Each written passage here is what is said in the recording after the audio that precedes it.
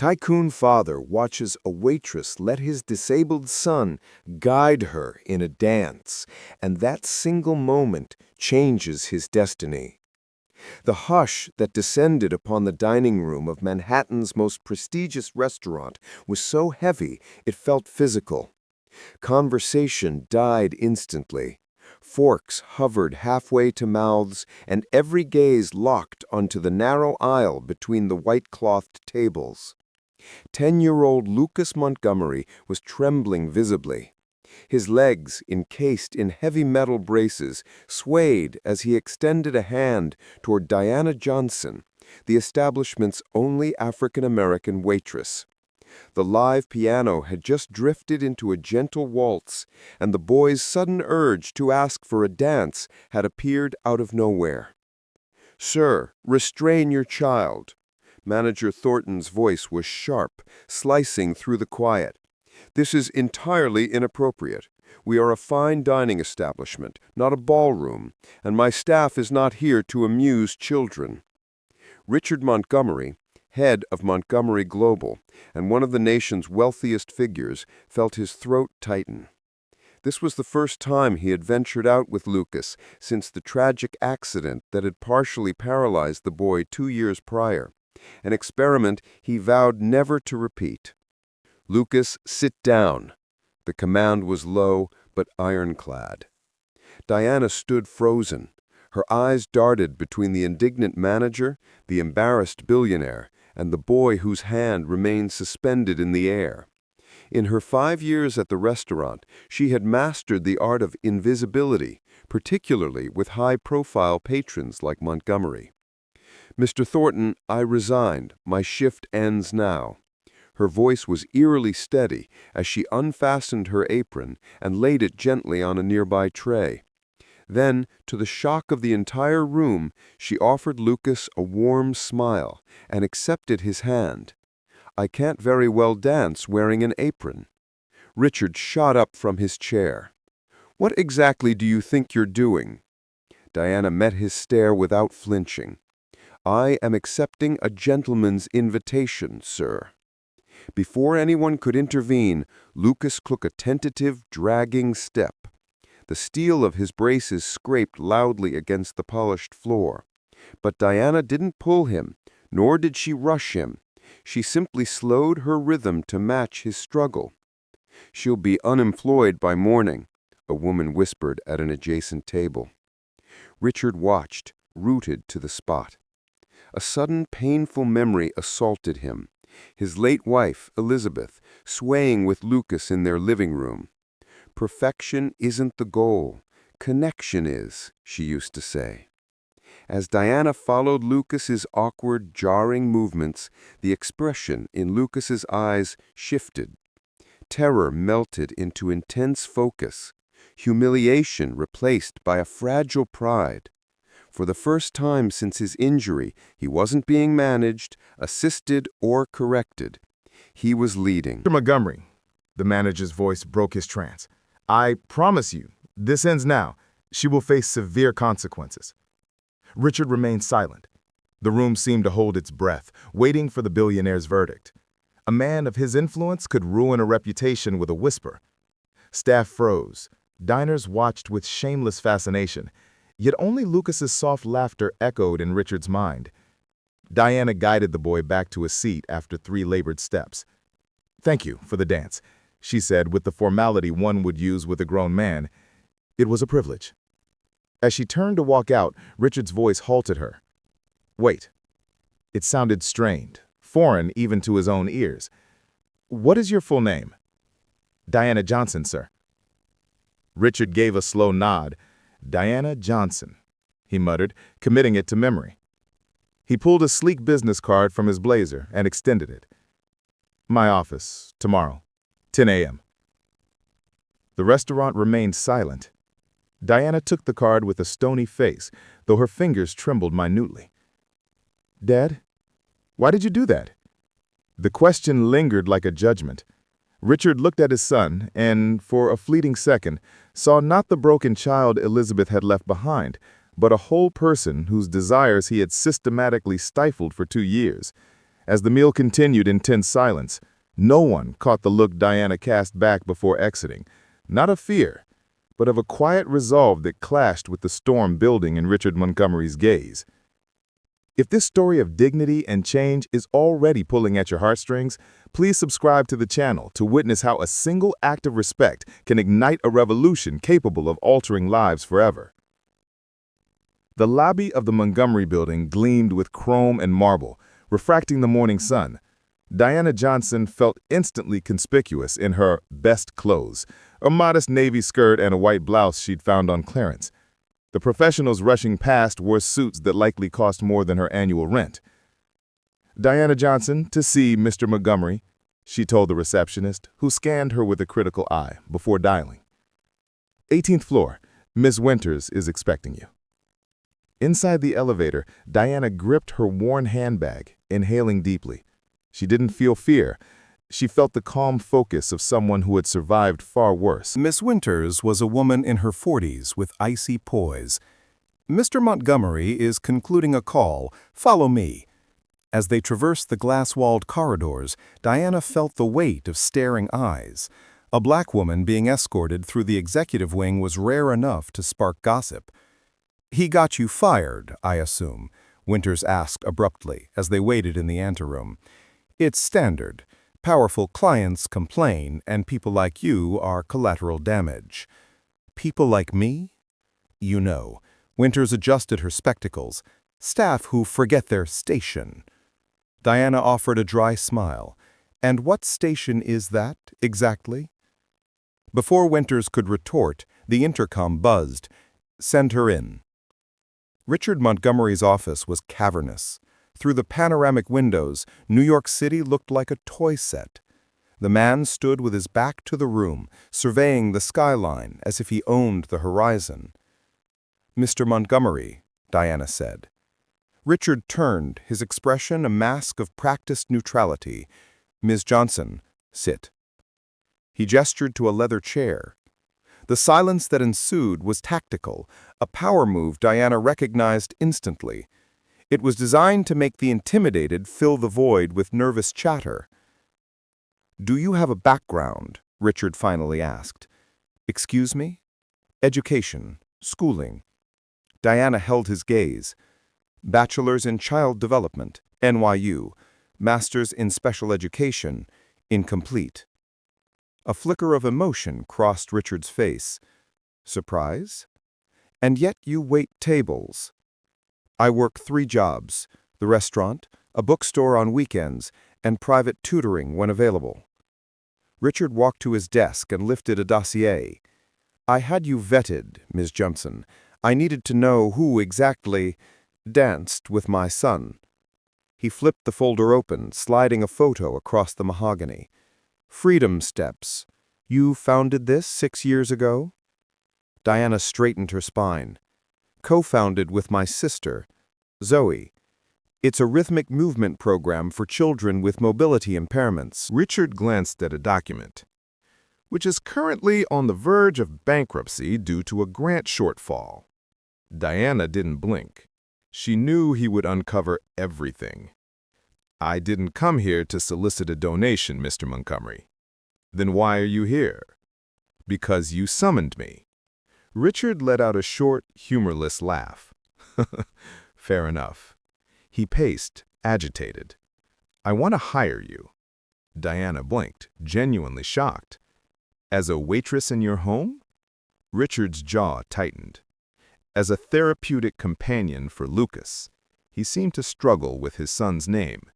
Diana tracked his eyes to a framed photo on the desk, a radiant woman cradling an infant. "I employ the nation's top experts, physios, neurologists, shrinks, but what you achieved yesterday," he trailed off. "It was just a dance, sir." It was the first time I've seen him smile in 2 years. The confession was raw. "I don't need a dance instructor. I need someone who can do what you did. Follow him rather than force him." Diana analyzed the man. Beneath the armor of wealth, she saw a desperate, grieving father. "I will pay quintuple your current combined income." Diana stood up. No. Richard looked stunned, as if the word was in a foreign language. I don't work for men who see my skin color or my tax bracket before they see my expertise, and I certainly don't work for parents who try to purchase their way out of emotional disconnect. Richard's face reddened. You're rejecting a lifeline for your financial problems out of pride? Out of dignity, Diana corrected. And because Lucas deserves more than a paid friend. He doesn't need another expert, Mr. Montgomery. He needs autonomy. She walked to the door, stopping at the threshold. You don't know your own son. No, Diana agreed softly. But I know children like him. Children whose physical prisons are nothing compared to the psychological cages we build around them. She pulled a card from her purse, leaving it on the console table. Freedom Steps, Tuesdays and Thursdays at 4 p.m. First session is complimentary. As she exited, she passed Winters, who had clearly been eavesdropping. You just said no to Richard Montgomery? She hissed. Are you insane? Diana smiled. Perhaps, but I'd rather be insane than owned. The following Wednesday, Diana stood at the reception of the community center when Zoe rushed in. There is a Bentley curbside, she whispered, tugging at her hijab. You won't believe who is inside. Through the frosted glass, Diana spotted the sleek vehicle. Lucas was in the back, nose pressed to the glass. Richard sat in the driver's seat, gripping the wheel as if wrestling a ghost. He won't come in, Zoe predicted. Men like him don't do community centers. Diana smiled, recalling the spark in Lucas's eyes. Never underestimate a determined child. Suddenly, the car door swung open. Lucas emerged, adjusting his crutches. Then, shockingly, Richard stepped out. He looked awkward in casual slacks and a sweater, an attempt to blend in that only highlighted his privilege. I knew he'd come, Diana murmured. Zoe stared at her. What game are you playing? Diana didn't reply, but her eyes held a secret.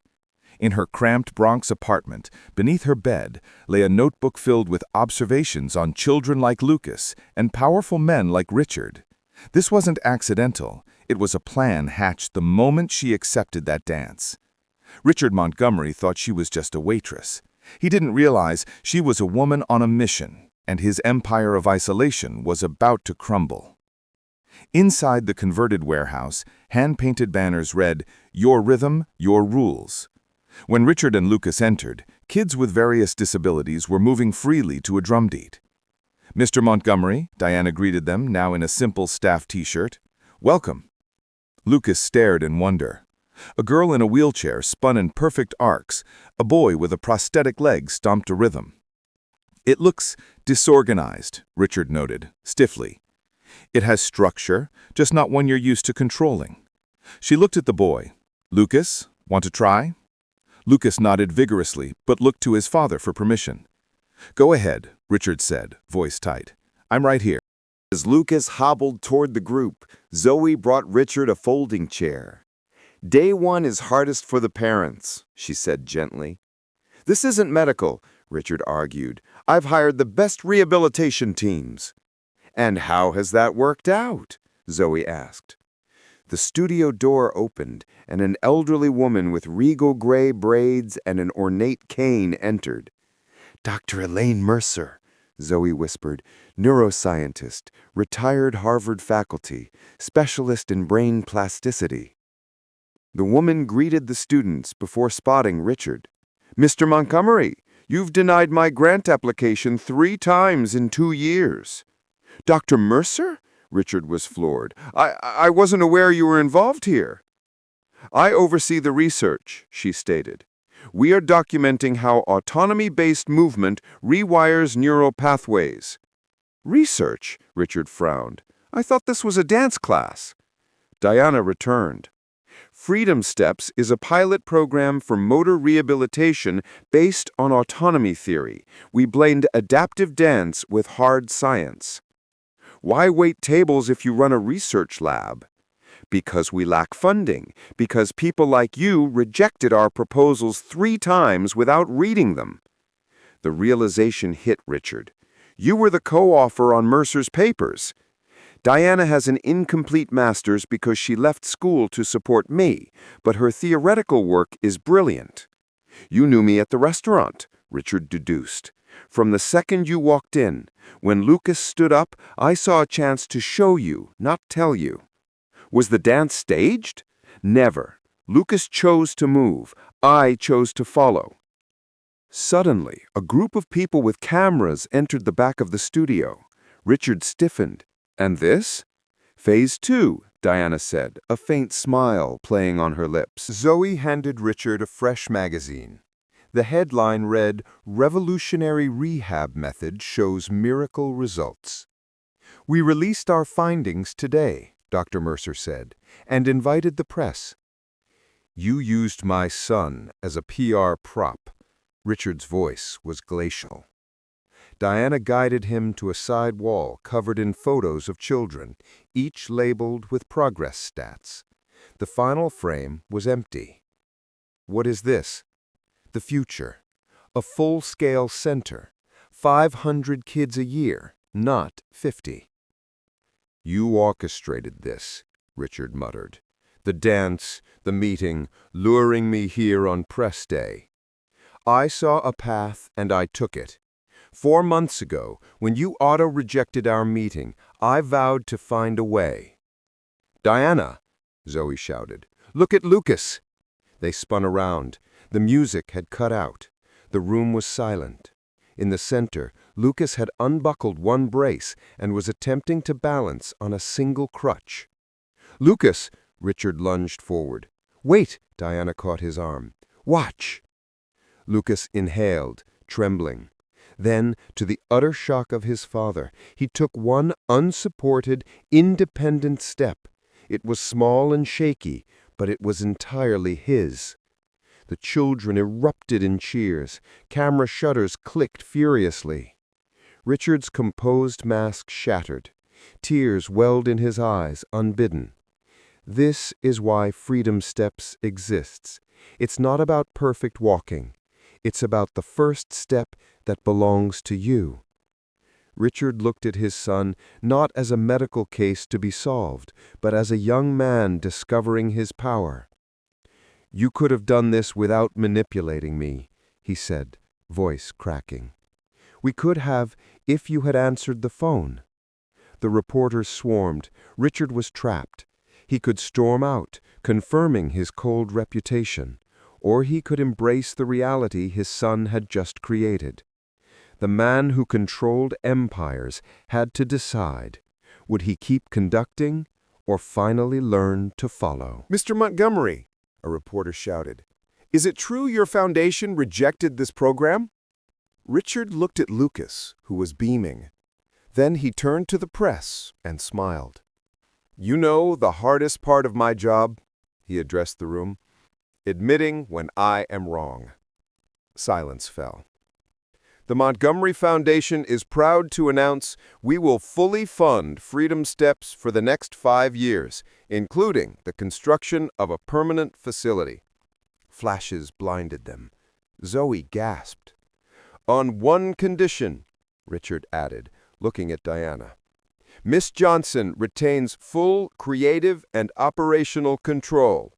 No corporate interference." 3 months later, excavators were breaking ground. It wasn't the flashiest project Montgomery had ever built, but it was the most thoughtful. Diana was on site daily. Lucas was there often, bringing friends. And surprisingly, Richard Montgomery was there too, silently watching. "I never thought I'd see you at a site visit," Diana remarked one afternoon. "I never thought I'd be reading up on neuroplasticity," Richard replied, holding a highlighted journal. "Lucas asked to drop the second brace. His old doctor said it was impossible." "But you fired them," Diana smiled, "because you finally realized they were wrong." "Why didn't you accept my apology?" Richard suddenly asked. "Because you never gave one. You wrote a check. That's compensation, not contrition." Richard nodded slowly. "Fair point." 6 months later, at the grand opening, the contrast to the restaurant scene was absolute. The hall was filled with movement. In the center, Lucas, now wearing only a lightweight support, led a routine with 3 other kids. He wasn't perfect, but he was confident. Richard stood back, hands in his pockets. "He doesn't need you to hold him up anymore," Diana said, appearing beside him. "No," Richard agreed, "but he needs me to be there. There's a difference." He turned to her. "Thank you for teaching me how to follow." A reporter sidled up. "Mr. Montgomery, how does it feel?" Richard looked at Lucas. "Proud, not of what he overcame, but of what he built." And the biggest lesson? Richard looked into the camera lens. That true leaders aren't the ones who force people down a path. They are the ones with the courage to follow when someone else shows them a better way. A year later, Freedom Steps was in 3 cities. Diana won a National Innovation Award. Lucas entered a mainstream school. And Richard learned that true power isn't about controlling every variable, but knowing when to step back. In a world where the powerful rarely shift their gaze, the story of Richard, Diana, and Lucas is a reminder that transformation happens when we cross the lines that divide us, when a tycoon learns from a server and a father follows his son. If this story of how a simple act of dignity changed the world touched you, make sure to subscribe, because the biggest revolutions don't start with billion-dollar checks. They start when someone is brave enough to take a step and someone else is wise enough to watch.